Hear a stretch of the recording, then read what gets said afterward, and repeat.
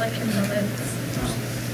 Are you looking That's at gonna take a while. and then we're That gonna great need to grandbaby decide years some that he matters. is. What do you think about him? How cute is he gonna be? Amir is pretty special, yes. Oh, he is adorable. And when I call, we FaceTime all the time, and I'll be talking to him, and he'll just be looking and then he'll just bust out smiling and laughing. Okay, we are at 6 o'clock, He folks. was a baby. Yeah. And he could make it. So we're going to call this meeting to order, and we do need to move on to the adoption of the agenda, and I would point your attention to the addendum. Move to adopt the agenda with the addendum. Second? It has been moved and seconded to adopt that agenda with the addendum. All those in favor say aye. Aye. Any opposed?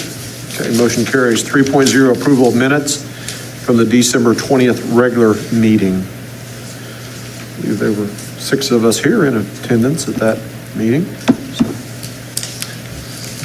Move to approve the December 20th meeting minutes? Second it. Moved and seconded to approve those minutes. All those in favor say aye. Aye. Okay, motion carries. 4.0, consideration of bills and warrants. Anybody have any questions about the bills? Move to approve the bills as presented. Second. Been moved and seconded to approve those bills and warrants as printed. All those in favor say aye. Aye. Any opposed? Okay, motion carries. 5.0, hearing of requests and suggestions of citizens and organizations. Seeing no one there and hearing from no one, we will move on. 6.0, special reports, Mr. Spielbush with the CPA audit presentation, and he is here virtually tonight, it appears. So, Are you ready? we are ready. Ready, Kyle? Okay, I was instructed to keep this quick and concise, so I will do the very best to keep it that way. So, like you said, my name is Kyle Spielbush with Jared Gilmore and Phillips, and we completed your audit for the year ended June 30, 2021. In your electronic packets or your printed packets, I'm not sure if they provide you printed packets, but we're going to start with actually page 1 of the audit report and skip past the letters that are the first couple pages. So pages 1 through 3 are the independent audit report. In this packet, this is the only thing that really belongs to us as auditors. Everything else in here is your information and your numbers. We just take it and put it in the format prescribed by KMAC. So starting on page 1, the first paragraph talks about what we audited, which is the fund summary statement of regulatory basis receipts, expenditures, and unencumbered cash balances for USD 503 for the year ended June 30, 2021. That next paragraph touches on management's responsibility, basically stating that management's responsible to provide us with accurate numbers, making sure everything as far as the financials are correct, as well as making sure that our controls, our checks and balances are in place and operating during the year. The next 3 paragraphs touch on our responsibility as auditors. And since the school district receives a large amount of federal funds, we audit according to the uniform guidance, the government auditing standards, generally accepted auditing standards, and then the KMAC, the Kansas Municipal Audit and Accounting Guide, which is a little bit different than GAAP, where we mainly focus on cash basis of accounting, with the caveat that we do pull in accounts payable, those things that we pay for in July and August for expenditures attributable to the prior fiscal year. With that in mind, the next 2 sections that span page 1 and page 2 talk about an adverse opinion on US GAAP financials. Since we issue KMAG, there would be a material difference between our financial statements if they were GAAP versus KMAG. We'd have things such as liabilities, prepaids, accounts receivables on there. So that's just issuing that there'd be a material difference between the two. That next paragraph on page 2 is probably the most important. That's the unmodified opinion on regulatory basis of accounting.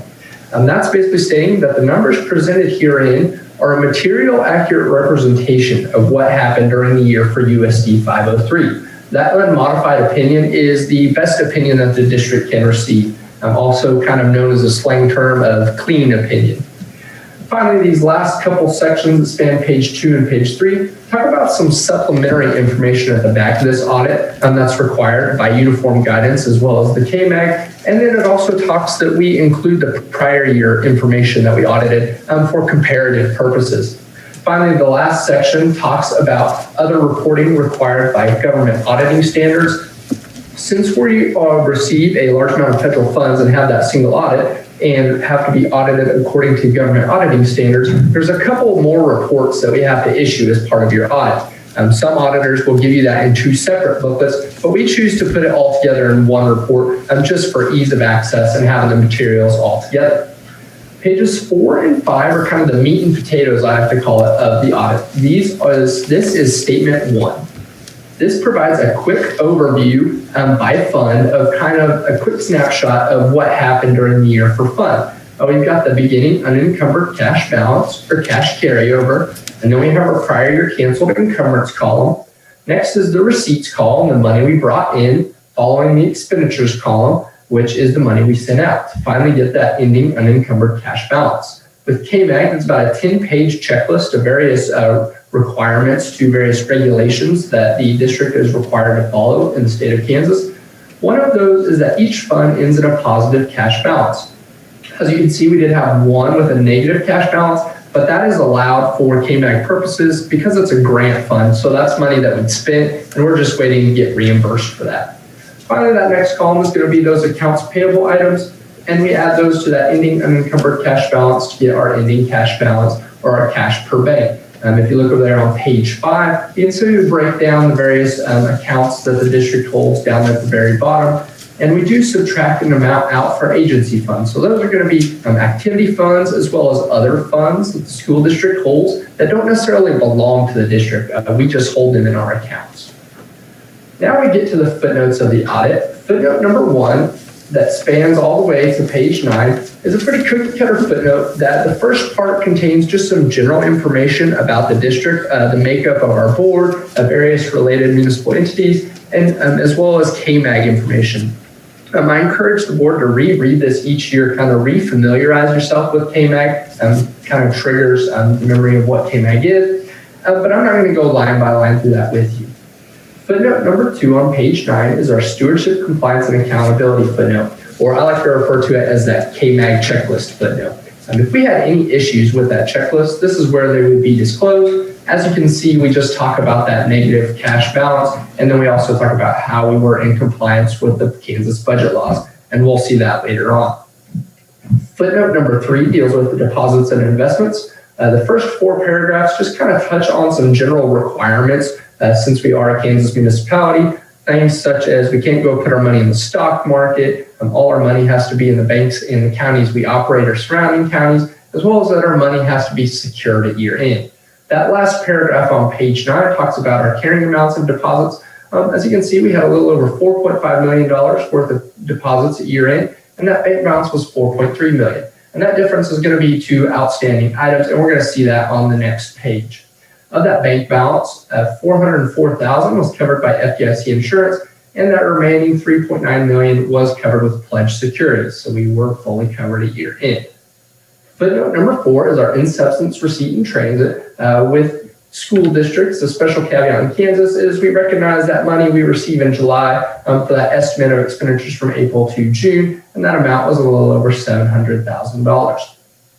Footnote number 5 is our capital lease obligation. This just goes into more details as far as what our capital lease is. It breaks out the various amounts of payments we're going to have to make in the future, the imputed interest or finance charge on that agreement to get us our net present value of minimum lease payments or our principal balance. And then we subtract out that current maturities, the amount we're going to pay in the following year to get our long-term capital lease obligations. Footnote number 6 deals with operating leases. This is going to be for any equipment that we rent, but we're not necessarily renting to own, we're just renting for the use of it.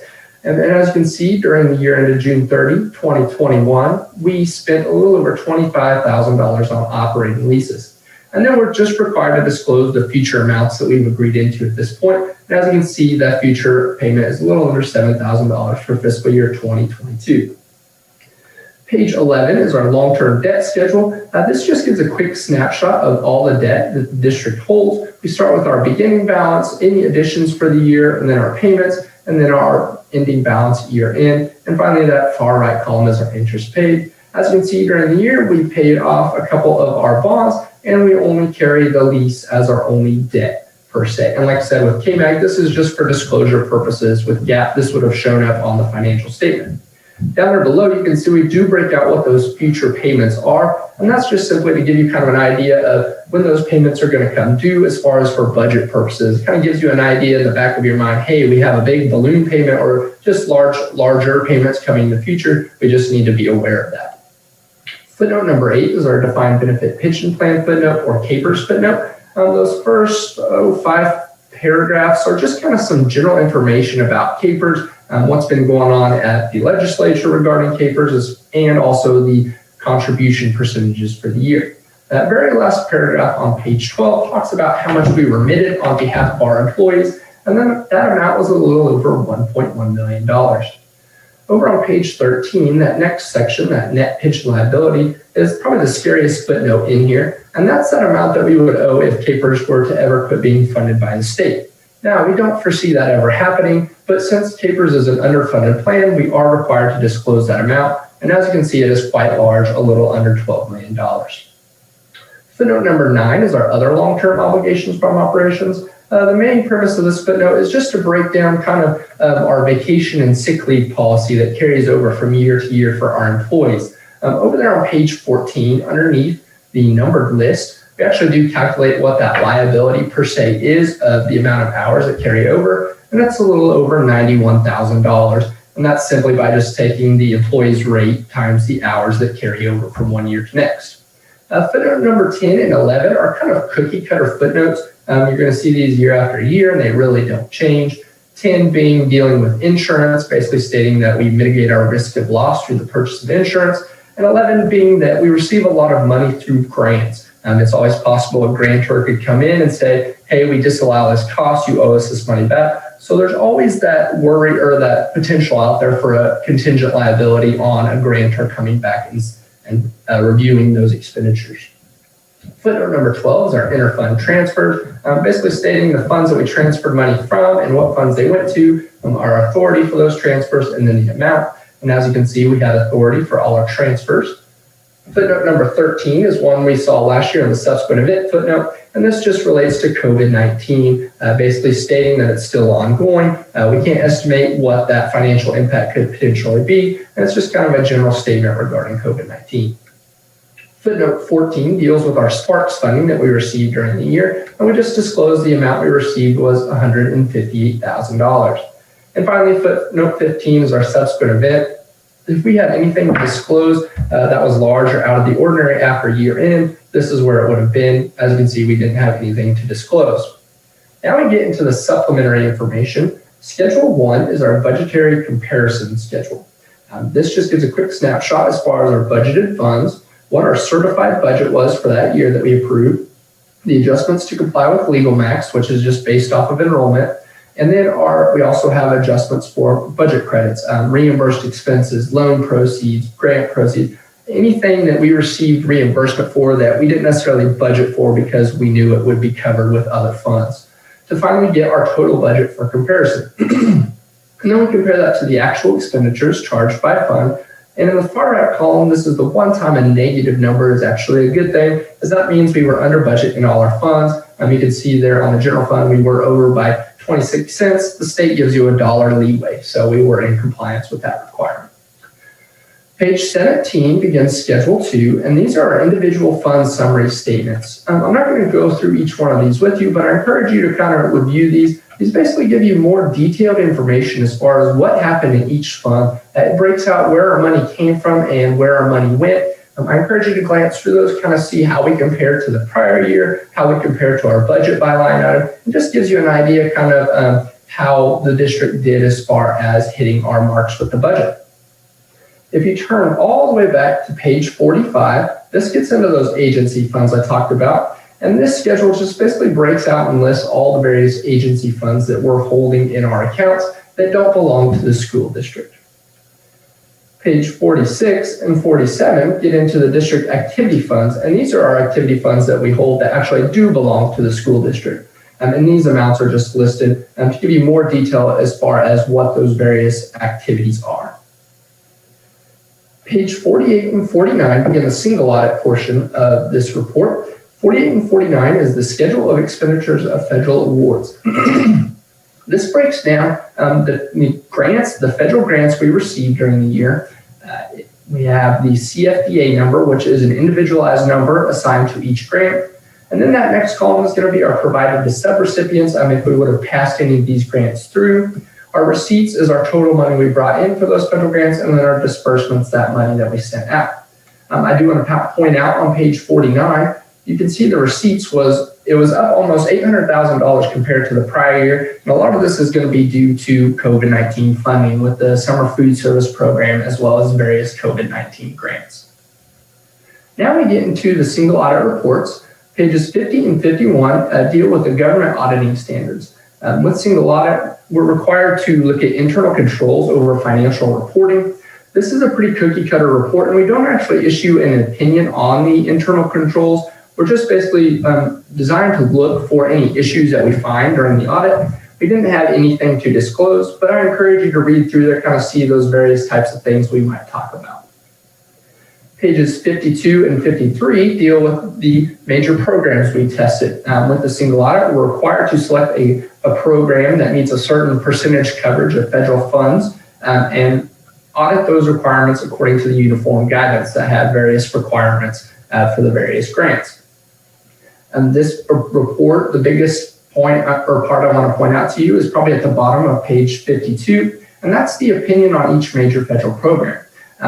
That paragraph states that we believe that USD 503 complied in all material respects with their compliance requirements for the major programs selected. So basically, we didn't have any issues to report, no findings as a result of our audit procedures. Now, if you turn to page 54, you'll say we should have started this at the beginning before we hit these single audit reports. This is just a quick snapshot of what we just looked at. That first section talks about our financial statement opinion, stating that adverse opinion on GAAP financials, and then an unmodified opinion on that regulatory basis of accounting. Then that next section talks about that government auditing standards report about our internal control over financial reporting. And you can see we didn't have any issues to disclose. And then we have that federal awards report portion as well, saying we didn't have any issues. These are our two major programs that we did test. That was the food service program and then our elementary and secondary school emergency relief fund, or ESSER funds. With that in mind, we'll go back to those letters that are at the very beginning of your packet. This first one is called the presentation letter. This is a cookie cutter letter that you're not going to see any changes really from year to year.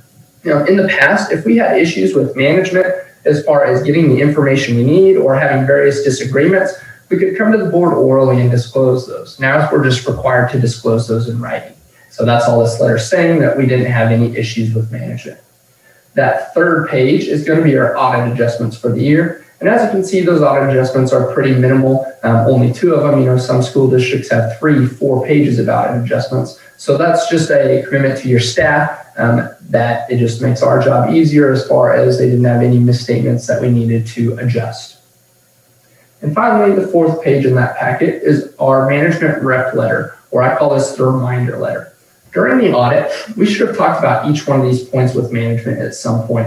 And that's why we refer to it as the reminder letter. It's good for management and the board to review these each year. And if something triggers regarding one of these points, it's imperative that they touch base with us and let us know, hey, this happened regarding this various point. So that's why I refer to it as the reminder letter. With that being said, do we have any questions?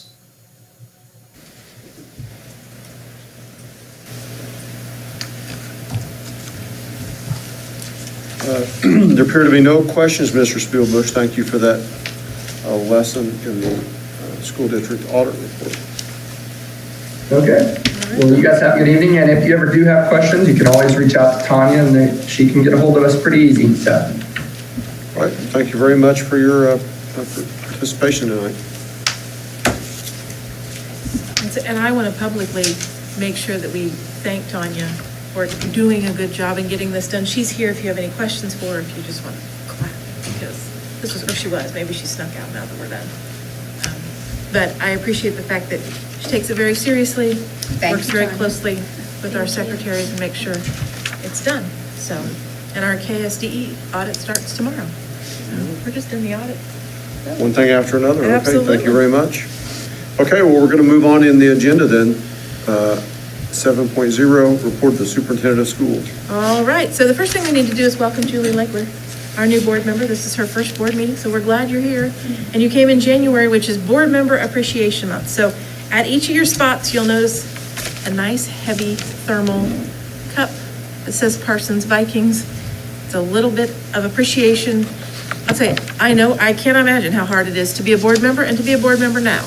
And people probably don't recognize or appreciate the amount of time that it takes you to read all the material and come to the meetings and listen to everyone who wants to give you an opinion and those kinds of things. But thank you, because what you do really does matter to Parsons kids. It does. I mean, you set the policies, and that impacts kids in our community every day. And you don't get enough thanks. So when you go home and enjoy a beverage in your cup, as you're enjoying your beverage, you can be reminded that what you do does make a difference every day. So thank you. Oh, so we've got that. And then it's time for COVID update. Well, here we go. Okay, so today we had a special meeting with KSDE to go over their recommendations with KDH, Kansas Department of Health and Environment, those recommendations as well. So let me pull mine out. What I handed out to you today was just the letter, so you have a copy of what the letter looks like. And it looks like this, and it says Kansas Department at the top, so you can read that at your leisure. And then there's a page that says, changes to COVID procedures effective today. Okay? And so here's where we're at. In the past, we'd had a KDHE, the CDC, this is, and our local health department had said 10 days for quarantining. And now the recommendation is 5 days, and that includes the day that a person tests. And then on day 6, they can return if they're fever-free for 24 hours without taking any medicine. So you can't take any Tylenol. If their symptoms are resolving. So if they're feeling a little better, they haven't had a fever for 24 hours, on day 6, they can return. Now, initially, the plan had been to test. We were going to test them and make sure they got a negative test. Herein lies another issue, in that there aren't enough tests to get that done, and we heard that today. So what they're recommending is 5 days for positive test. You're isolated for 5 days. You can come back on day 6, making sure you meet those 2 requirements of no fever for 24 hours, symptoms are resolving. You are required to mask days 6 through 10. For us, that isn't a huge thing because we mask during the school day anyway. They do recommend a tight-fitting mask. They don't specifically say what kind, but they do. Form-fitting mask is what they recommend. The only difference is athletics and activities, what they're saying is that days 6 through 10, while you're back, you have to wear a mask then too. Okay? So before, we're all wearing a mask, but now for activities and athletics, if they've tested positive and they've met those other 2 criteria and they return, they have to wear a mask while they participate in activities and athletics. That will be hard. That will be hard. And so I know we talked about that this morning and again this afternoon. There are other districts that are saying, okay, they're doing it one of 2 ways. They're saying, okay, if you want to participate, you wear a mask, then you can participate because that is the guidance. So that's what we would recommend because then we're covered for any kind of liability. Other places are saying, yeah, you don't do anything until day 11. That's not necessarily under what the recommendations are. Well, it isn't what the recommendations are. So after day 11, they wouldn't have to. Right. Oh, okay. So with staff, I've checked with Amber Jones, and we do have adequate N95 masks for staff that have tested positive that would be returning on day 6. So that they would have an N95 mask. So that's one of the changes with the COVID operating thing. The other is contact tracing. So in the past, the school has helped the health department contact trace by giving them the names of here's who they were in contact with. And then the health department or KDHE has reached out to those families, sent them a letter, called, and told them, here's how long you quarantine, here's how long you isolate, here's what you do. Kansas Department of Health and Environment and our local county health departments are no longer going to do contact tracing. They don't have the capacity, and to be honest, people aren't being compliant, I think is part of it. And so last week, the word was, well, the health people aren't gonna do it, so schools get after it.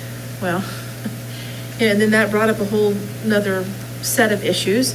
So over the weekend, Department of Ed and the Department of Health and Environment met, came up with recommendations as a group moving forward. What they're recommending is that we suspend contact tracing for the next 30 days. Doesn't mean we're just suspending it forever. Right now, it's for the next 30 days. And so according to the KDHE, it would be the responsibility of the families to monitor their children for signs of COVID sickness and to keep them home when they're sick.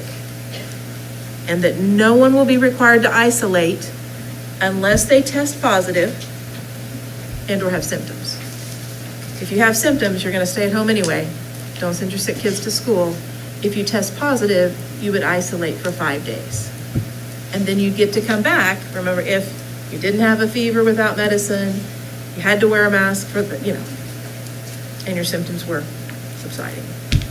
So the other thing is the test to stay and the test to know. That's something that our district, we have done that since the beginning with that grant.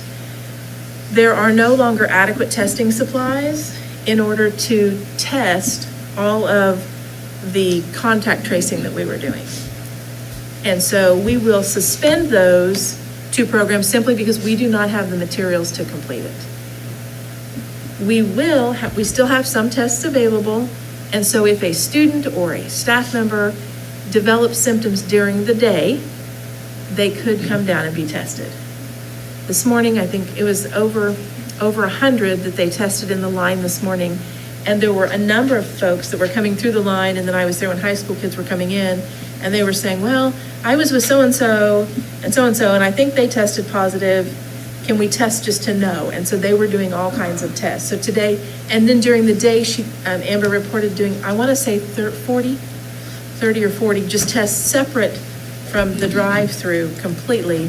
And there were 3 students that were positive, but we used 40-some tests. And so we I have a question. Who said there weren't enough supplies? KDH&E, that was what they told us today, that there would be a shortage of supplies to do the contact tracing testing. That the testing, and you said it, was futile. People weren't telling the truth. So is it because there were no, so in other words, if there were more supplies, would we still be testing? Or would we not be testing because people aren't being honest and it's futile? What do you think? Because I don't know. I don't think I wasn't on that conference meeting. Well, I don't know what our health department would do or what KDHE would do. For us, we were testing all those kids to stay. Right. It's gotten to the point where exposure has been so widespread in our community that we would not have the capacity to test everyone to stay. And it would, and I think it would eventually get to that So in other words, the system right now is becoming overwhelmed. Is that what? Oh, yes, the system is overwhelmed. Just like in Olathe, 600 staff members are out, so they don't have school today, they don't have school tomorrow. So, Well, I think that our capacity to support the number of students or staff that would have to be tested due to an exposure has gotten to the point where we cannot maintain it. I'm just throwing out questions. Yeah. It's not about you. No, I know. It's about the Kansas Department of Health, it's about the local health department. This is so confusing. It's just confusing. Well, And you keep reading this, and I get lost. Mm-hmm. And so I'm trying to figure out, patrons, it's just hard to figure out. There's got to be a way to put this in plain English. We're just not going to test. Well, we aren't, and it's a combination of, we don't Okay. have the people to do it, and we don't have the tests to do Okay, it. that summarizes it. Yeah, so that's where we're at right there.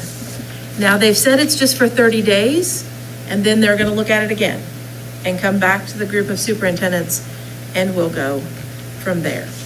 So, with the move from 10 days isolation to 5 days isolation, there's been, I wanna say, maybe some confusion about how long a person is active with COVID.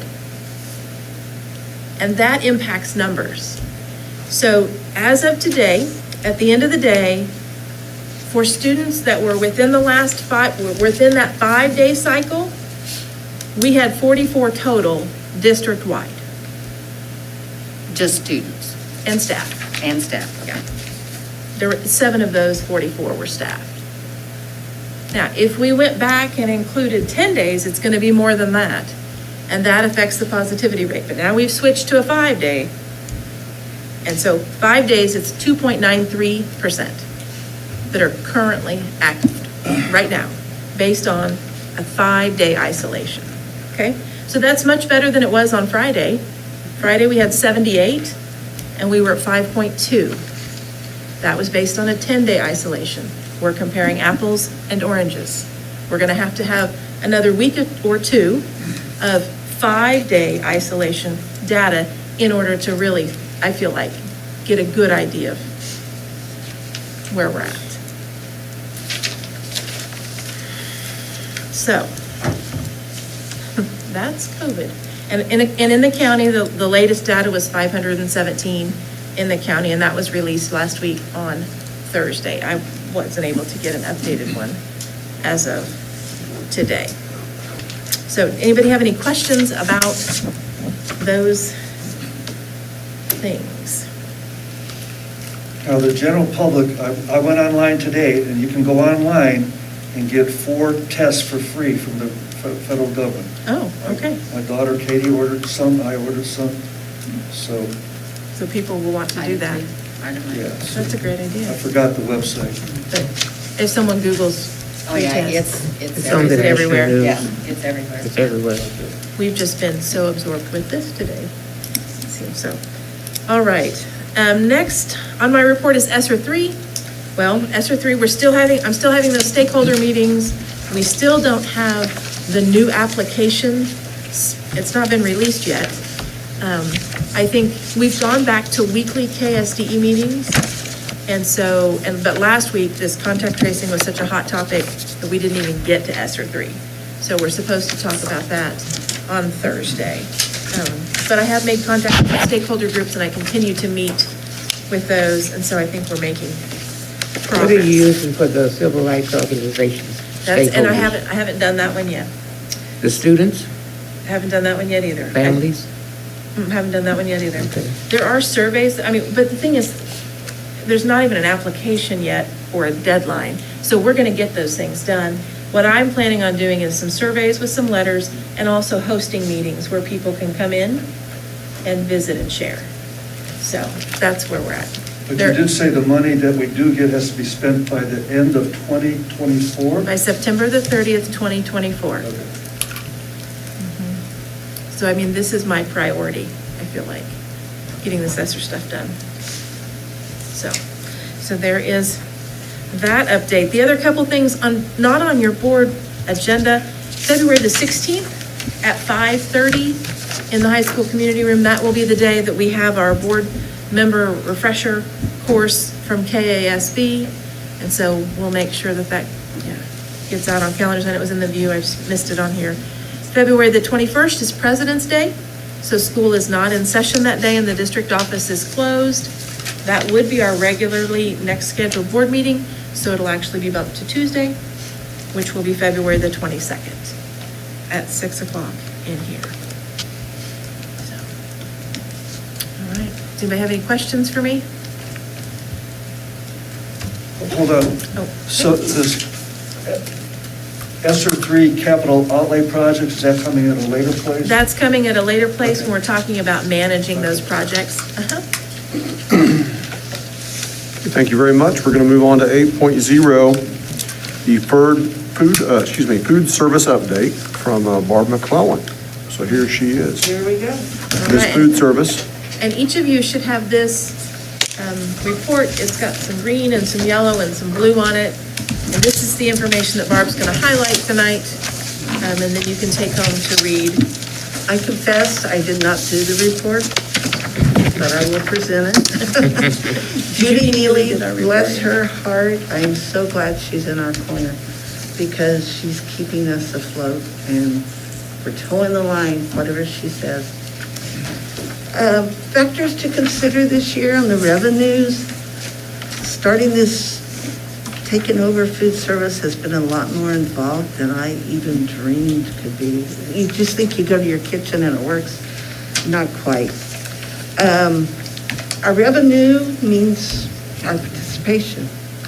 We are free this year, of course, to everybody. We don't know what next year's bringing, other than they tell us we might be back to charging. Frankly, I doubt that happens, but we don't know. We've had a lot better food. I get lots of compliments. I even eat lunch every day, and it's pretty awesome. So I invite you all to come to any school you would like to go to and partake and see what the kids are eating. It's really good. The menu, and we have NutriSlice now on our website, and you can go there to the school and see what they're eating for breakfast or for lunch each day. The a la carte sales are not making a real significant impact. We only do that at middle school and high school. High school has more than middle school. We get a little bit off of it, but as far as our profit, it's not a lot. So basically, we offer that just if they don't like what, Well, it's just an extra. We've had it for several years throughout. Sometimes it's chips or Rice Krispie treat. but or they just- have to pay for that. They have to pay cash for it. We do not let them charge their account because when they used to have money in their accounts, kids were using all their money on a la carte and not a meal, and parents didn't really like that.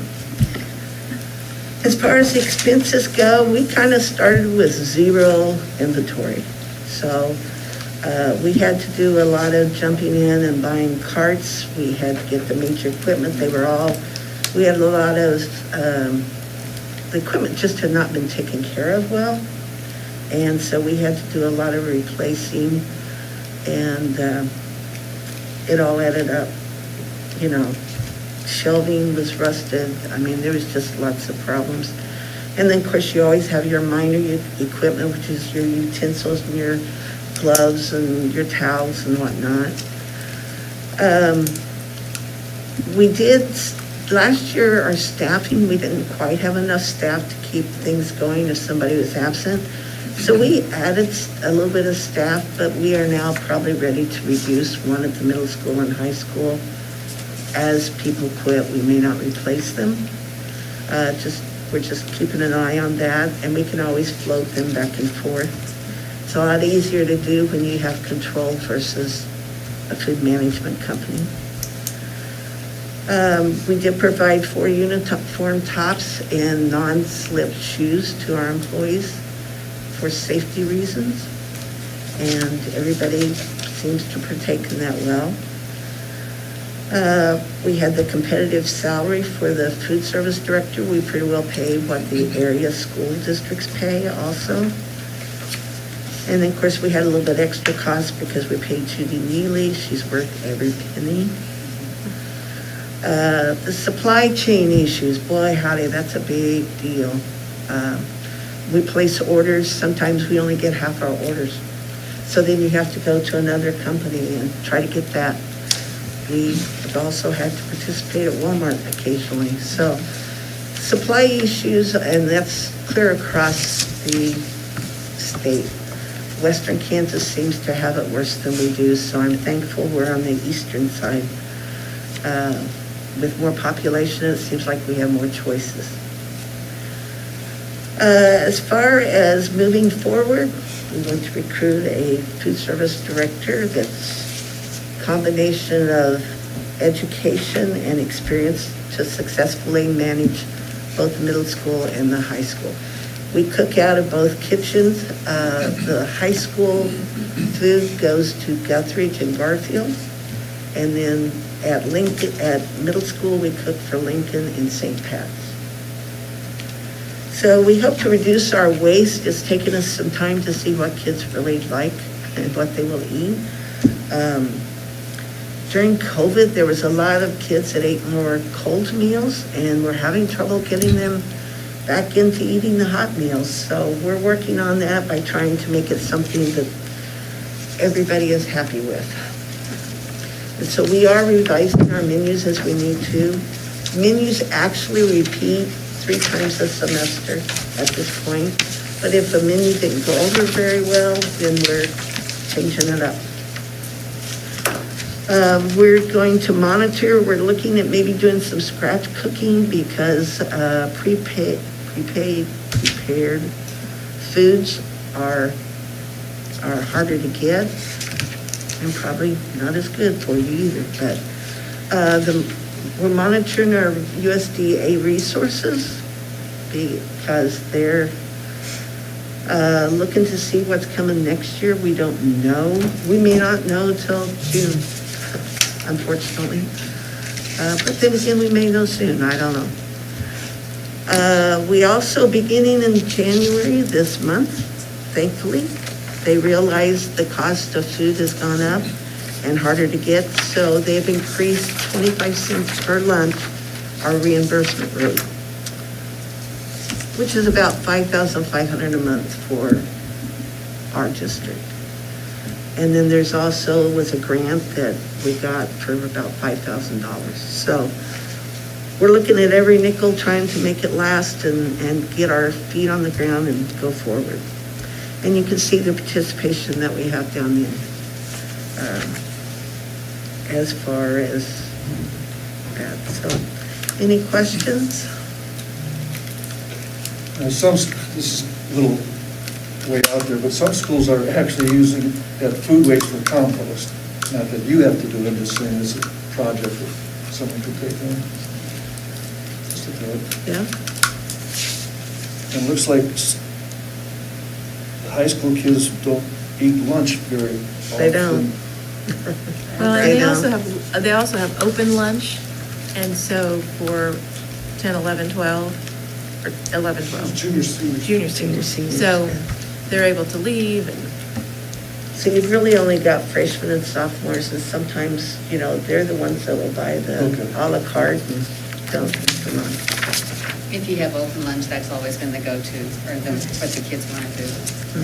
I just have to say, from a parent standpoint, it's improved so drastically from last year to this year. I have Thank 2 you. littles at Lincoln, and they're so happy with the choices this year with hot lunch. They love the muffin and yogurt option for the second lunch too, and like the salad cart that they can choose what vegetables they want has been a big hit in their class. And We did buy the salad bars Mhm. that they can go down and they change it up too Yeah. as to what the kids like, and it does seem to be a success as far as the food is so much better. the food is much better. I mean, I know I'm partial, but it's really worth it.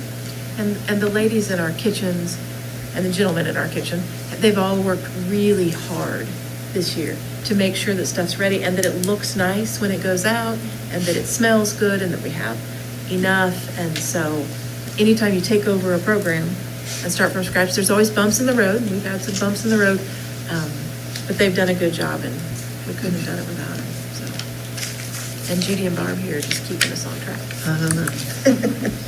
I appreciate the data mining. You guys are trying to keep track of what's a big hit, what's not, and trying to phase out things that people aren't eating and trying to cycle. And we'll that to what they continue will to do eat, so.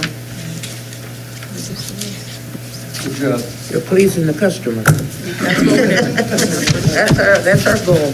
That's good. Well, thank you for coming tonight, Barb, and I want to also thank you for your continued service to our district and everything you do. Oh, thank you. I You're very, appreciate it. very much appreciated. I have an idea of some of the hats you wear, and sincerely appreciate your continued commitment. The hats do vary sometimes. But she You are always, Just by a appreciated. phone call and I'm out the door. but she always wears them with a smile. Thank you. Thank you, Barb. Thank you, Barb.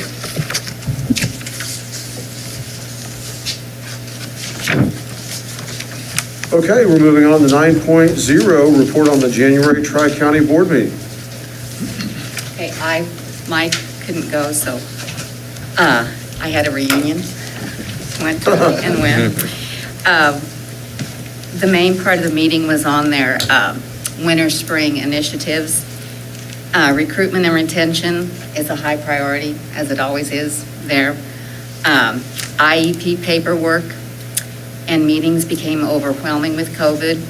The Zoom meetings weren't as efficient and helpful for students in setting up new IEPs and reviewing and updating current ones. So it's a goal to make them more efficient and in-person, which is really kind of hard to do at this time again, but we can understand how it got so hard to have Zoom meetings to get everybody there. We heard a report on the new Sunday reading curriculum, and their professional development is going well with this new program. And going back up to recruitment and retention, we approved the increased positions of full-time instructional coach and a social worker. And that's about it. Thank you very much. Question for either one of you. So when Jeff and I were with Lori setting up the agenda, I was looking at the brainstorming sheets that were hanging up in the conference room, and there were several comments about our teachers would like to have more paras, plus a couple teachers asked me the same thing, as well as increasing their wages. What is the status on that? Paras are hard, very, very hard to find. They try to continue looking, but we have a major turnover. Our wages at Tri-County are $2 an hour more than A&W. So we feel like we're fairly competitive there, but it's really difficult to get pairs and to get pairs to stay. At $12 an hour, we get them trained, and then they find a job that pays $15 an hour, and they're out the door. Well, therein lies part of the problem. Right. And I know that if schools are willing to pay more for their share, why pairs would pay more for pairs. But I know a big concern is how much the districts have to pay in now. That's always an issue that we run across in March, April, and May. Because special ed is an unfunded mandate. Right. It is not fully funded. So that the districts have to make up the difference Right. already. And that was another part of our meeting that I didn't share, but, talking about how much districts really have to kick in to keep it going. I just wanted to make Right. aware that that's what some of our teachers are asking Oh, yeah. for. I know A&W, they average returning over 20 pairs a month. That's a big, that's one a day. That's another code. And really, I wish we could bring up their pay because they are so important and make such a huge difference. Exactly. It would be good if whoever the powers that be, if the pair, That would be your legislators. yeah. They have the opportunity to fully fund special ed, Mhm. then the budget would be bigger. And I would guess that Tri-County will increase the wages for pairs, again, this coming year. They've been doing it every year. And that's what they need to hear, that's all I'm saying. Yeah. I'm not- I really do. It's important work. And as far as the number of pairs, in a student's IEP, you know this, it prescribes how many minutes of para support they are required to get. And so they make sure that the paras that we have are able to provide that support and meet those requirements. It's always nice to have more, but they are able to do that. So. Further discussion on tri-county issues?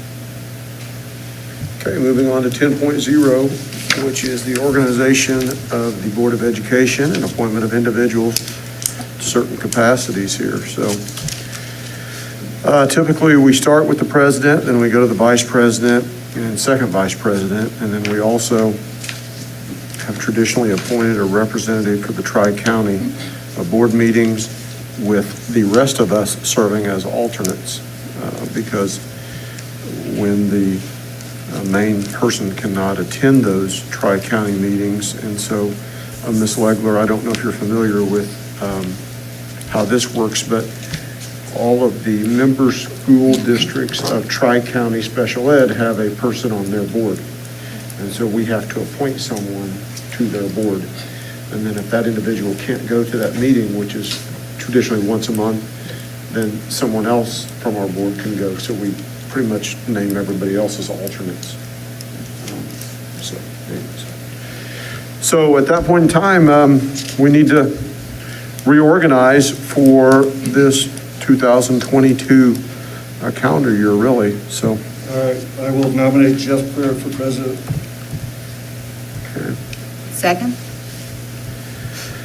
Okay, I will accept the nomination. Are there any other nominations before we take a vote? Okay. It's been moved and seconded that I serve another term as board president. All those in favor say aye. Aye. Any opposed? Okay, thank you. Motion carries. Item B, election of vice president. I nominate Lou. I second it. Okay. A motion and a second to nominate Mr. Martino as vice president. Any further discussion on that? Okay. All those in favor as having Mr. Martino as vice president, say aye. Aye. Okay, motion carries. C, second vice president.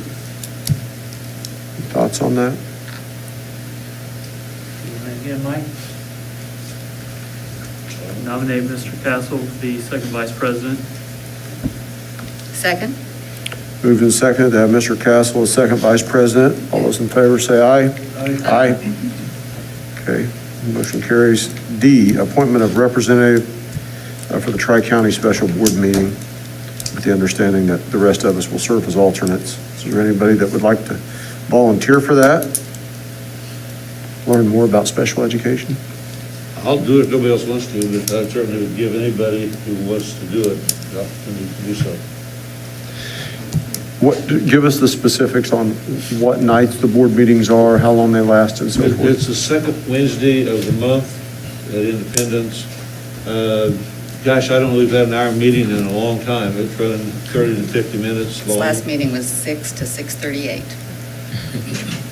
I So kept track. that's a change It is. than the past. Yeah. They used to be kind of social events, as I recall. It might last a while, so. Anybody other than Mr. Castle have an interest in serving in that capacity now? Make sure everybody has opportunity to serve if they wish. I'll be the alternate for Mike, Okay, all right, if nobody else. all right. Okay, so is there a nomination for Mr. Castle I'll then? nominate Mike as the representative for Tri-County. Okay, and so the motion is Mr. Castle, and then the first alternate would be, Ms. Thompson, and then the rest of us kind of in whatever order we're called. And so, was there a second on that? Second. Second, okay. All those in favor say aye. Aye. Okay, motion carries, thank you. Okay, so we'll move on to 10.1, action to accept donations to schools. All right, these are on page 34 through 36 in the packet.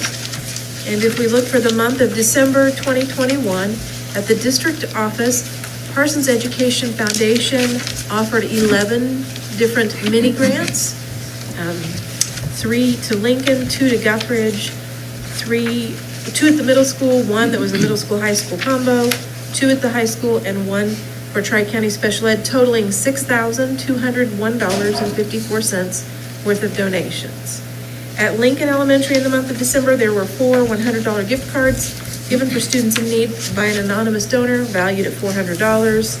Garfield and Guthridge, there were no donations this month. The middle school, Kirby and David Ray made a restricted donation for the scoreboard of $100, and the Parsons Grade School PTO also donated $50 towards that scoreboard for $150 of donations there. At the high school in this month, there was an anonymous donor that donated $150 to the welding program, anonymous donors that donated $1,165 to the football program. Successful Dreams Support Services donated $500 for the JAG Kansas The Toys for Tots drive, which is nice. And Dakota Essig made a donation of a viola for the orchestra program valued at $200. So total donations at the high school were $2,015. So the total school district donations for the month of December 2021, $8,766.54. And as always, we appreciate the very generous folks that we have that live in our community and support our schools. I move that we accept the donation as presented. Second it? Okay, moved and seconded to accept those donations as printed. All those in favor say aye. Aye. Any opposed? Okay, motion carries. 10.2, first reading of the high school 22-23 course description handbook. I believe you have a copy of that, so we're not taking action on anything tonight, but you were just This is just provided a copy with that. if you have questions or, I need some clarification. okay, I can, and what I'll do is I'll take notes this evening and I'll go back and Yeah, visit with the this high needs to be school. clarified. I couldn't find, when they were talking about dual credit and LCC classes, I did not find anything about the new Kansas Promise Scholarship, whereby a high school graduate in Kansas can attend a community college or a trade school. In the first 2 years that they reside in Kansas, they can receive tuition-free tuition. And even if you go in a trade school, some of your tools could be paid for. So I didn't see any mention of that. I don't know, I mean, I know it's new, it came out in December, So we can but I sure- think that's something that I would, one board member, I would promote that. That's a pretty good deal. Great deal. It is a good. All right. And I don't have all the information, but from what I read, I said, God, I would really like to push our kids to do that. Number 2, on page 7, where it talks about qualified admissions, I believe in December, at least KU does not require an SAT or ACT, but you do have to have a 3.25 GPA, and that needs to be upgraded, Yes. updated. We talked about that today, Okay. and we were just checking some of the other schools, because there was some move to kind of move away from that. And that happened in December, and this was done, this was put together prior to that, so that does need to be updated. So is that just KU or all? As far as Laura and I had the same discussion today, and as far as we know, it's just KU, Yeah. but we were looking, that's what Okay. the comment we made before the board meeting, that we need to look Okay, at. so that needs to be updated, okay, that's Wait, fine. what was the first thing you said? Lou, Kansas Promise Scholarship. Kansas Promise Scholarship. Okay. Yeah, that's a pretty good deal, a real good deal. That's all I have. All right. I appreciate the information that is in here that in previous years has not been in here. It's touching on a lot of things that normally it's just the classes. I do have questions about who's teaching, but that has nothing to do with this, but hope we're not making some promises that we can't keep, is what I'm saying.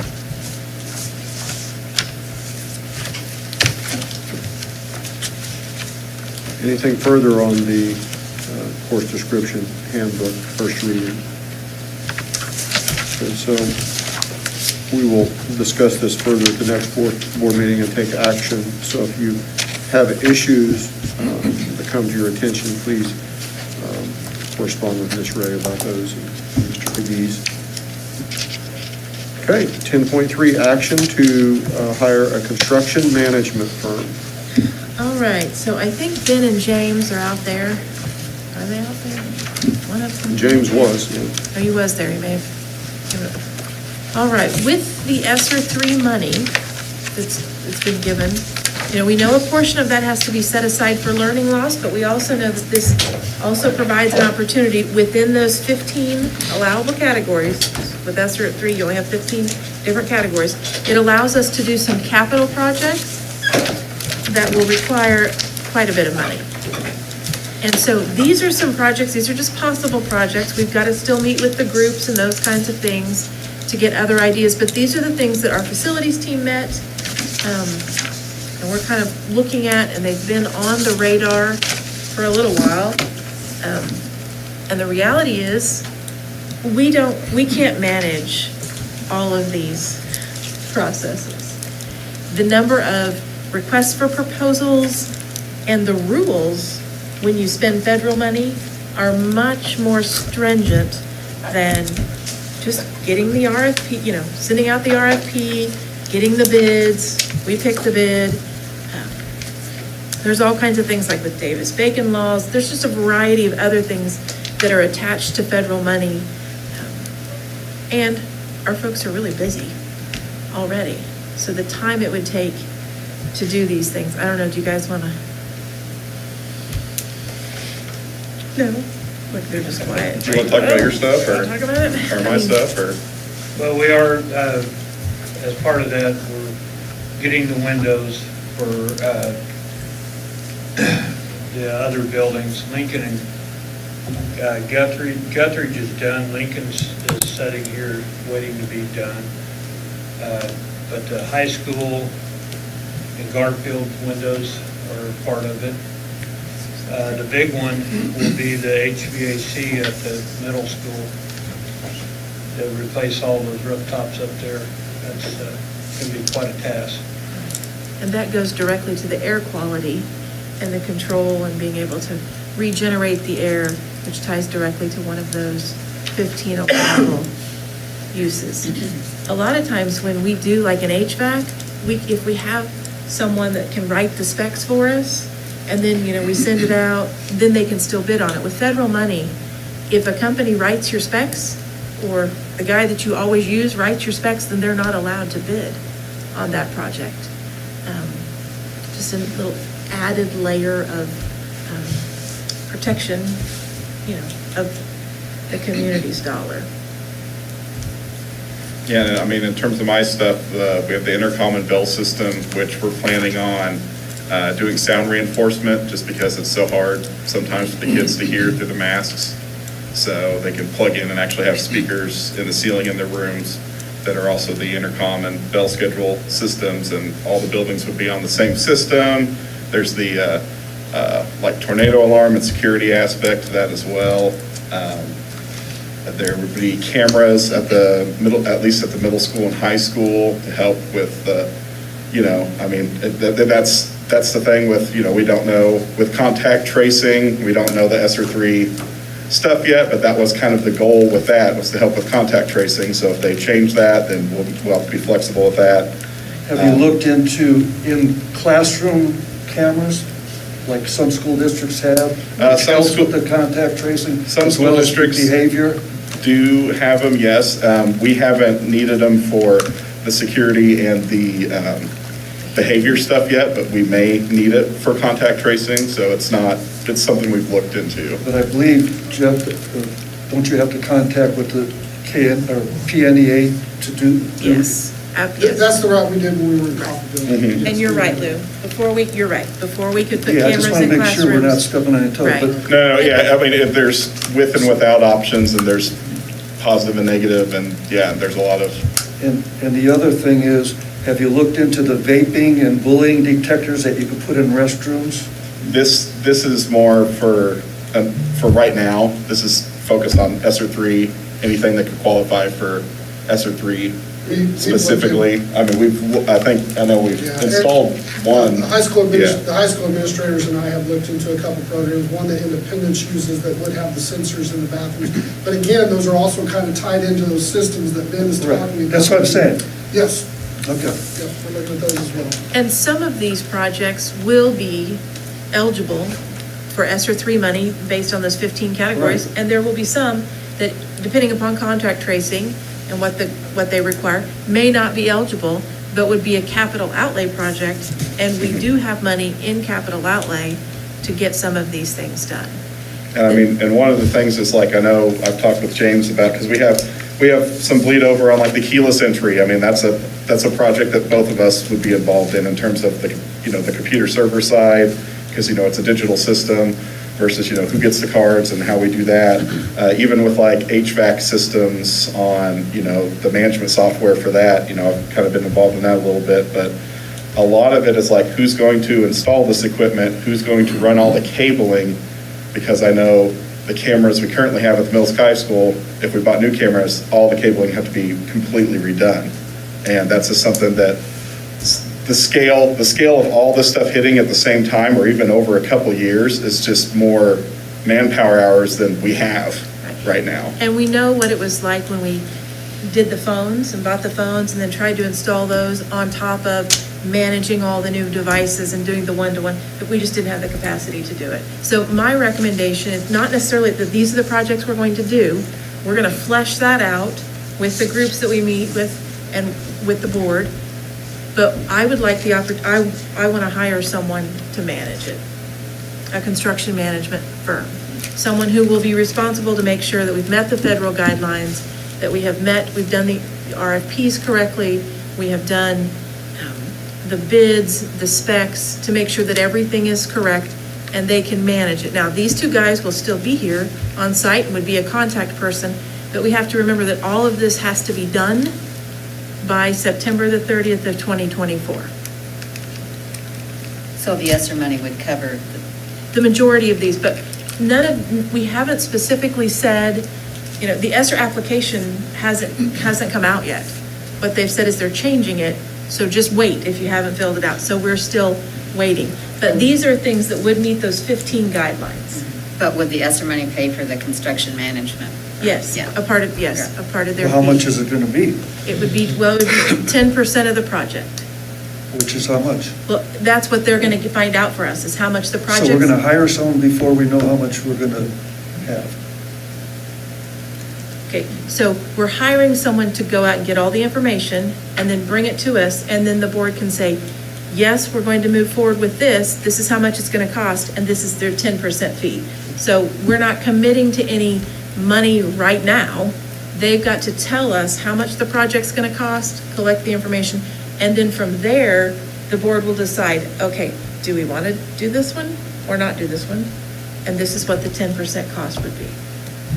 Because it's my understanding that like this person would work with us during the bidding process to see our knowledge, what we're thinking, what we're going with, and they'll say, well, this is kind of what we're seeing out there or what other people have done, and so, I mean, they'd be from the beginning. They would write the specs, get the proposal, then we would make a decision on that proposal. Then based upon that money spent, like if we were to say, okay, well, we're going to spend $500,000 on cameras and keyless entry, then yeah, they would get 50 grand of that, but they would manage that whole process. Okay, so do you have an opportunity to pick the construction management firm from a group of, how do you do that, David? Well, yeah, if you want to. Well, there are two firms that were recommended at Greenbush, and we did have one that came, because we have to make sure that the firm has met all the requirements and been approved by the state of Kansas. Otherwise, that's an additional process that we would have to go through. So we had one group come in, I don't remember when that was. We've spoken with two different groups. We have used DCS in the past. I feel comfortable with them. They are doing multiple projects in this area. That would be my recommendation. And because they're doing multiple projects, you think they have the manpower for They us do. also? They do. And they'll have the manpower and be right here in Southeast And where are they Kansas. from? Where are they from? Their main office is in Wichita. And we've used them before when we did the Garfield HVAC system. They would not be any of the contracting firms, they would just be the No. management firm. They would just manage the contracts. They would not be, that is correct.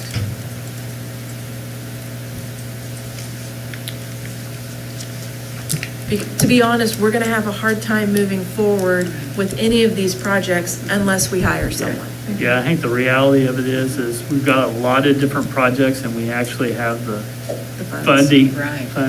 that's going to be hopefully available for us. So I think it's the opportune time to be able to jump on these short and immediate needs that we have and let somebody else manage the system with money that we're actually getting. So Okay, but none of these firms have actually done ESSER 3 capital projects. Some of them have, I mean, they have done maybe some ESSER 2 capital projects. They have managed some of those things, and they are doing other districts ESSER 3. It's just a matter of all the federal requirements, and so they are familiar with that, whereas a local person may not be. yeah, they've got the knowledge and skill Right. set. They We're- do. We don't. So, and that's the whole thing is that's when we get, things that we're comfortable with, James and Ben can write the specs on that, but all these things, we don't have the knowledge or skill set to do it. Nor the manpower. I mean, Yeah, I nor don't the think manpower. either of them probably have the manpower to carry out these projects because they have so many other responsibilities. That is correct. It's also risk mitigation in that we're getting what we actually truly need. Well, and like you said, we're on a timeline. We are on a We're timeline, and I feel like that's So is that We're facility? sure there's only two. what I'm aware of is two. I visited with two different ones that were approved, that were on the list of approved. And I don't know, Mike, do you know how many are on the Kansas list from Greenbush? I had two names. There's a bunch of them. Mhm. You know, in this area, I can think of, within, from here to Wichita area, there's at least a dozen. But are they all on the approved Kansas side? I mean, have they all been through the process where we could just hire them without writing? Are they all construction management? Are they construction management at risk or, Most of them are both. okay.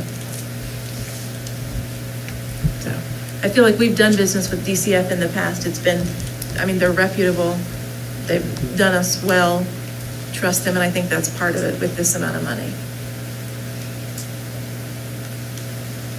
Can't negotiate down that 10%, can you? I don't know. We haven't even agreed to anything yet, so we could maybe try. They might, Brett might be open to something.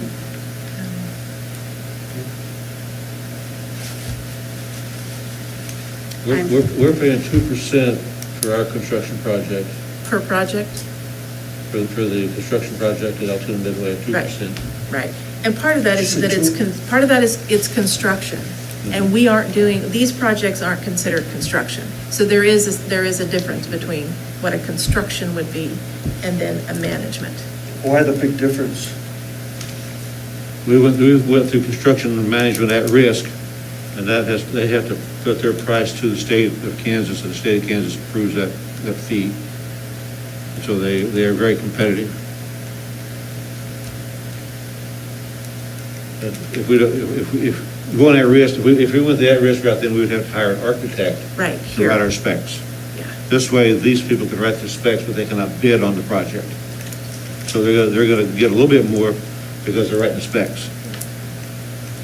So when you say you hire them, you could negotiate the 10% down to 6, 5, or whatever? Try. Is that what, well, that's what I'm saying. Right, yeah, Sure. try. And I could visit Absolutely. with Brett. We could talk about that. We could negotiate that. Yeah. I think they're just a one-stop One-stop shop. which is different than other firms where you've got to pay. And so it's 1%, but you have all these different, maybe, people that go into it. If there's 5 different parts and everybody gets 2, then in the end, it's 10. So, I move that we hire a construction management firm, and with Lori negotiating the best she can to keep our, to do it right for them and us. Do you want the firm name? I would prefer the firm name, Oh, yes, please. okay, DCF. the DS, DCS. DCS. I would make that in the motion, DCS. Well, Well, if we name the firm, that kind of takes the teeth out of our Negotiating. negotiation. right. Exactly. Oh, so they had Okay. said that they need the 10%. Well, that's been their standard and going rate. So, and I can negotiate it, and then we're gonna have to have a special meeting to come back and to vote on it, because we've got to get stuff moving. If we wait till February, I mean, that just puts us off another month, and with the supply chain, how long it's taken for stuff to get in, which is fine, we can have another meeting. if that's what you would prefer. So if the action is to hire a construction management firm, then I can reach out to them and see what I can negotiate, but that would require an additional meeting. Unless you just gave me authority to sign the contract and move on. We can have an additional meeting, because this is a lot of money. It is a lot of money. I think the spirit of the board is that the motion should probably give you the authority to start negotiating with potential construction management firms, but what I'm hearing is, we don't, if we can get something done for 8% instead of 10% or whatever, given the variety, the breadth of things that we're looking at, then we should do that. I mean, I don't know the best way to proceed with that without locking us into one management firm and then paying their highest price, because that's not our intent.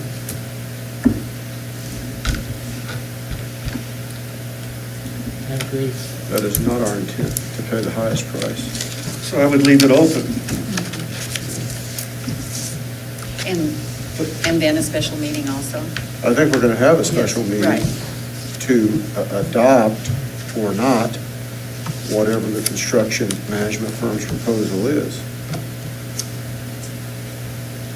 And we will either hire them at their price or we will not.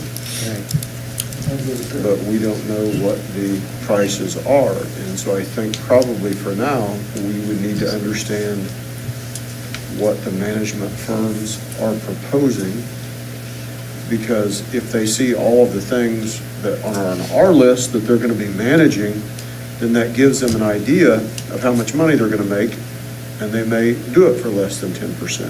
And all of that, looking at this list, is going to depend on what the State Department approves for uses as ESSER 3.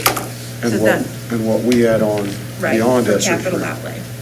And so really, then it would appear that then we don't, I would suspect that this would just be tabled, because then I would bring to the special meeting the specifics to do there. I did not bring the specifics this evening, just simply because we've got to get started. It's a trusted company, and I don't know if they'll negotiate or not. I don't know.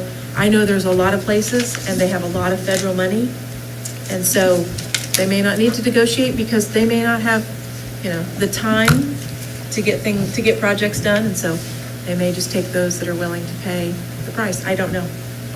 I can sure call and ask. I did not do that prior to this point, just thinking as a time-saving, time crunch, and the fact that this is, majority hopefully will be ESSER 3 money. It won't be money that's coming out of our general fund. Well, I like your idea, Jeff, because you made a good point. We'll take the teeth out of it if we just say 1, and then the 2%, we need to negotiate before we make a final yes or no. That's just my personal opinion. And again, the 2% was only for the. Yeah, I understand. It did not include an architect and all those other things that would be involved. So Right, and so when you went to that, if you paid for the architect, and then you have the person that did the draft. I understand. I get it. I'm Could just still saying. accumulate to 10. It's a lot of money. Well, I think the motion on there to hire a construction management firm, if approved by the board, is correct in that Joanne's initial motion would still carry. It's just, we don't know who that is, but that's not specific to action 10.3 anyway. Okay. And so then we would just have another meeting. Yeah, I just have to go have a over the special meeting on specifics. which firm it is and what their proposed Right. percentage is. That will work. Yeah, so the motion is to proceed with the hiring of a construction management firm. We'll need a subsequent meeting to approve any contract with them. Yeah. Okay. Second. I'm with you then. Okay, moved and seconded. All those in favor say aye. Aye. Any opposed? Okay, motion carries. 10.4, action on the prom location. All right. Thank you, man. Thank Appreciate you, it. gentlemen, very much. See you in the morning. Last year, prom was held outside, and it was very successful. It worked out great. The weather was perfect, and there was a backup plan in case it wasn't. So they would like to host the prom again outside. They're at the pavilion at Forest Park. And for insurance purposes, they need the board approval in order to do that, so that they can secure that location and we can get the subsequent insurance needed for the event. What was the backup again? Can you remember? I can't remember. Last year, I think the backup was to go to the high school, just to the high school gymnasium, but it wouldn't be, and the auxiliary gym, those two Right. spots. It was, but it was a But the weather big worked out success. perfect, and Yes, so it was. everyone was outside. So. We have not had any in-person dances all year long. We have not held any of those, others have, we have not. Just as a simple COVID mitigation type of strategy, we've not held those dances in little places like our cafeteria or anything like that. So I would recommend that you allow them to have their prom outside at the park. So moved. Second? Okay, moved and seconded to take action on that prom location in the park. Any further discussion on that? Okay, all those in favor say aye. Aye. Any opposed? Okay, motion carries. On to the discussion and action on a mask policy here. All right, so every month it's been on the board agenda to look at the data from the previous month at the next month's board meeting to determine whether or not we continue to wear masks in the building. So back on this sheet, this changes to COVID procedures, on that page right there, the information is listed at the bottom. So this, my recommendation would be that we continue the masking mandate in school and we reevaluate that at the February board meeting. Another option would be for the next 2 weeks, January 18th through the 28th, that we require masking at indoor activities due to the fact our county has an incredibly high number of active COVID and the change in figuring our COVID positivity numbers. Okay? So, and in the next 2 weeks, we have very limited home activities. We have one high school girls basketball game on the schedule with a small Christian school. I think they're bringing 6 girls, so I don't expect a large visiting group with that. And there is one JV wrestling tournament scheduled end of next week. And this week, there's a varsity wrestling tournament scheduled where there are 10 teams scheduled to come. Now, I'm not sure, we were looking today to see if we have staff in which to host that tournament. It's possible we may not. But I would recommend that for the next 2 weeks. So if the numbers are still high on January 25th, 26th, we're going to have a special meeting to continue masking? Or why not just say until the next board meeting Well, I on the think, indoor activities? I think if we did it through January the 28th, that would be 10 days, we would have a better idea of what our positivity rate would be. And it is right, looking at the 5-day, and it is suggested from KDHE and CDC that the rates, the numbers of infections will be on the decrease as we move forward. If we have to have a special meeting, which we will, and I'd like to get that for the what was that? The construction management firm, we could do that prior, at the beginning of February, we could do this as well there. So we'd have some numbers. Because originally I planned this, I'd gotten some information from another school and made up some masking criteria for different percentages and okay, the reality is the police cannot help us enforce this because they're on COVID restrictions right now anyway. They are really short-staffed. 2, last week it was 5.2 on Friday, and today it's 2.97, depends on how you're figuring it. So I'd like to give it 2 weeks before we moved anything like that, but that's. Yeah, if we're going back to the construction management side of things, we're going to probably want that to be done soon as well. So even if we made a decision on that Friday, the 28th, as far as a special board meeting, or even Monday, the 31st, a special board meeting to be able to extend or. To see what the numbers look like, to determine whether that would just be my recommendation. Well, and I would even, on that option, I would say we shut down concessions as well. And we talked about that today, that there would be, at those home activities in the next 2 weeks, there would be no concession stands and no food or drink brought in from the outside. so that and we have masks available, but things are live streamed, and here's the reality of it. In the next 2 weeks, my opinion is, we're gonna do something for the greater good. Yeah. Come and wear your mask. If you don't wanna wear a mask for the next 2 weeks, that's okay. Stay home and watch it on the live stream.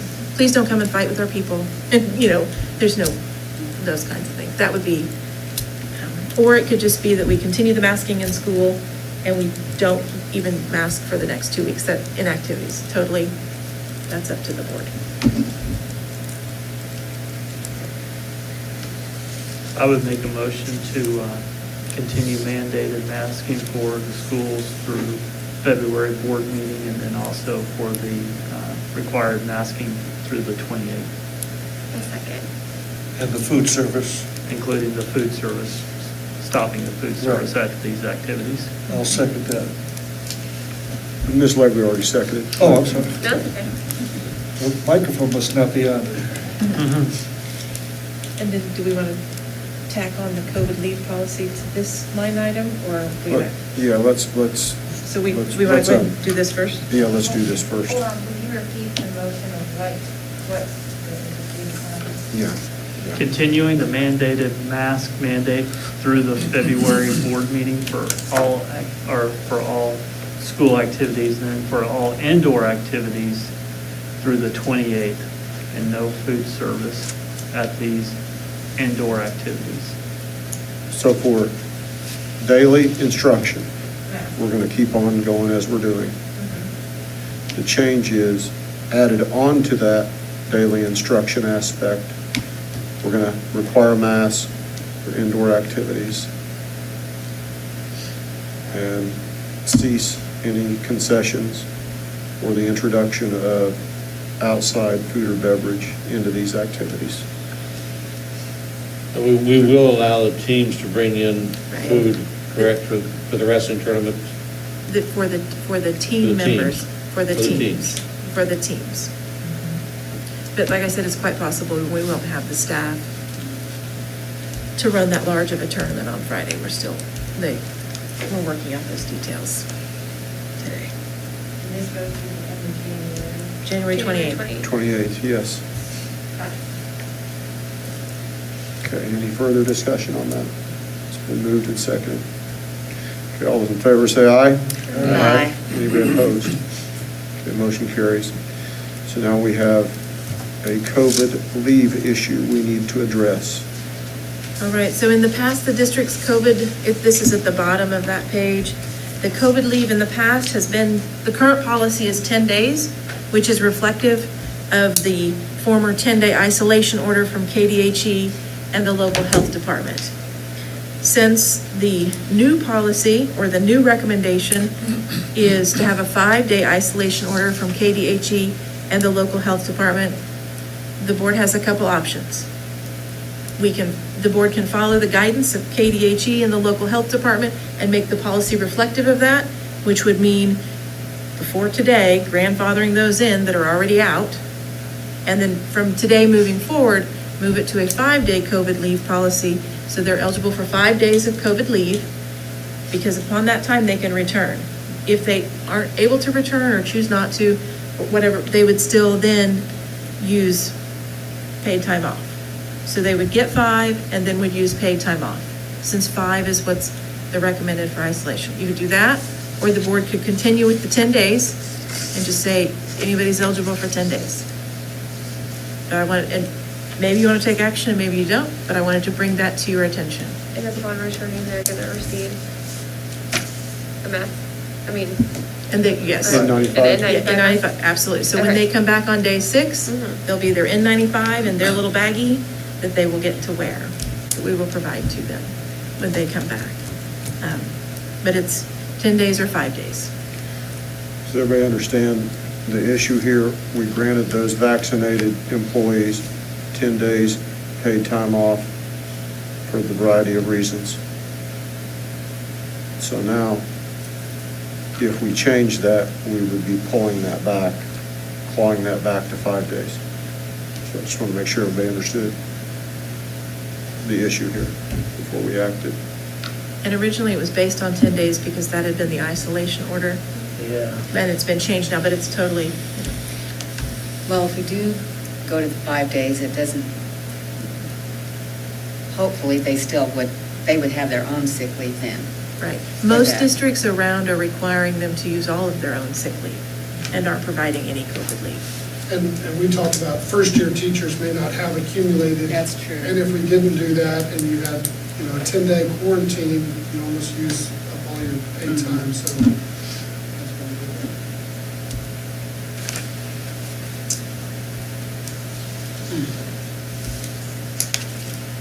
Any thoughts? We have 7 staff out now. Currently, we have 7 staff that are out.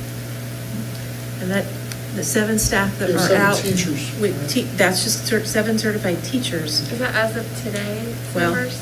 as of today's numbers, but those are only within the last 5 days. So we still have teachers that are out within that 10-day window. That are eligible to return. That are eligible to return based on the 5-day policy, but they've not returned yet. So as of today, 7 that would fit in the 5-day policy, which means over the weekend and today, basically. Everyone else that was identified prior to that had those 10 days. So most, we've got a number that are working in there as well. Because there were quite a few today that tested positive. And so that's what that number. Now, didn't this COVID leave also include if you had a child in the home who was also out? Yes. So if that's the case, and we're putting the kid back in on day 6, the parent could be out an additional 4 days. Or I guess that's. Well, the recommendation, my understanding is for everyone is 5 days, but But they could still feel kind of puny and decide sure. they, under the current policy we have, to take 4 more days off. Or it could run through your house where it's one kid and then. True. 5 days later, it's your next kid. So. right, yeah. Then the clock starts over Right. anyway. So, and we can continue with the 10 days of leave. I just wanted to bring that to your attention because the policy had in the past reflected. And we're shorthanded. We are very Let's shorthanded. Get down to brass tacks here. That's why we're talking about this, not because we're a mean board, because we're shorthanded. So, that's board's pleasure. What do you want to do? I'll make a motion, we drop down to the 5 days.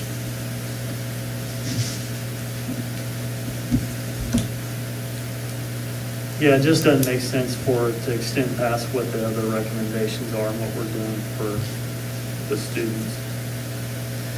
So the motion would be a grandfather for those before today? Right. Okay. And so those that were identified today moving forward would be 5 days. Second. Okay. Moved and seconded. Is the motion understood? Okay, all right, thank you. Moved and seconded to grandfather those for today on the 10 days of COVID leave. And moving forward would be a 5-day COVID leave for those eligible employees. All those in favor say aye. Aye. Any opposed? Nay? I cast a nay vote.